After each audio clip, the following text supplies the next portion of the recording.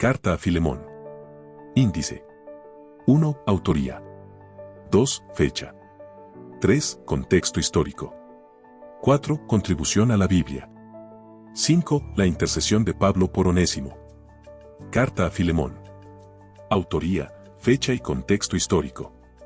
Durante los 2 años que Pablo estuvo preso en Roma, alrededor del año 60 al 61 después de Cristo, escribió 4 epístolas de la prisión, una de las cuales es Filemón, las otras fueron Colosenses, Efesios y Filipenses. En los versículos 1, 9, 10, 13 y quizá 23, hay referencias al encarcelamiento de Pablo en el momento de escribir. Pablo estuvo bajo arresto domiciliario, lo que los romanos denominaban sin custodia, en una casa que alquilaba mientras aguardaba el juicio. Aunque Pablo dirige la carta a Apia, Arquipo y la iglesia que está en casa de Filemón, el principal destinatario es Filemón mismo, dado que tú, ti, en singular, se refieren a él.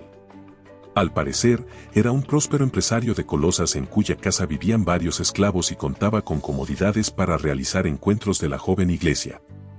Filemón se había convertido a través del ministerio de Pablo, quizá con él mismo, y había llegado a ser su amado colaborador y compañero al servicio del Evangelio. Aunque la carta es básicamente un pedido personal de Pablo a Filemón, el plural vosotros, vuestras y vuestro indica que toda la iglesia habría escuchado la lectura y, por lo tanto, ha sido testigo de la respuesta de Filemón a lo solicitado por Pablo. Al parecer, Onésimo había huido con dinero y bienes robados a su amo. Tal vez atraído por el anonimato de una ciudad grande y alejada, viajó a Roma en procura de una vida en libertad. Allí conoció a Pablo, se convirtió al cristianismo y pasó a ser un útil ayudante del apóstol. Una visión alternativa niega que Onésimo huyera en procura de libertad. En cambio, sugiere que abandonó a Filemón para buscar a Pablo a fin de que fuera su abogado por una grave pérdida que Filemón había experimentado. Onésimo siempre tuvo la intención de regresar a la casa de su amo. Por tanto, Pablo no era culpable de albergar a un esclavo fugitivo. Pero desde esta perspectiva, se supone que Pablo le habría asegurado a Filemón que Onésimo siempre tuvo la intención de volver. Contribución a la Biblia. Aunque es la carta más breve y personal de Pablo, Filemón se incluyó en el canon del Nuevo Testamento por varias razones. En primer lugar, muestra la desaparición de las barreras sociales y culturales en los cristianos. Pablo, un ciudadano romano ilustrado, asume la causa de un pobre esclavo fugitivo cuya vida corre peligro por haber robado y huido. En la comunidad cristiana, las barreras sociales y culturales desaparecen. Segundo, refleja las actitudes de los primeros cristianos hacia la esclavitud. Si bien Pablo acepta, aunque no aprueba, la esclavitud como una condición social existente y lícita, enfatiza la identidad superior de Onésimo como hermano en Cristo y establece la relación amo-esclavo sobre bases nuevas, por lo que en definitiva, desestima la institución de la esclavitud. Esto contrasta con las visiones dominantes del mundo antiguo. Por ejemplo, Aristóteles definió a un esclavo como un instrumento animado, y el instrumento, un esclavo sin alma. Tercero, muestra cómo actúa un pastor habilidoso. Pablo abandona su derecho apostólico de dar órdenes y prefiere apelar a la libertad de elección de Filemón para que siga su conciencia cristiana al decidir cómo debería expresar amor. Se identifica con Onésimo, su hijo espiritual, y pide, recíbelo como a mí mismo, garantizándole que pagaría lo que debía. Además, hace esta solicitud a Filemón frente a toda la iglesia local. Cuarto, describe la esencia del Evangelio. Cuando acudimos a Dios en arrepentimiento y fe, Él nos ofrece un nuevo estatus y nos recibe como si fuéramos Cristo. Lo que le debemos a Dios, Él lo ha debitado de la cuenta de Cristo, quien asume la responsabilidad personal por el pago total de nuestra deuda con Dios.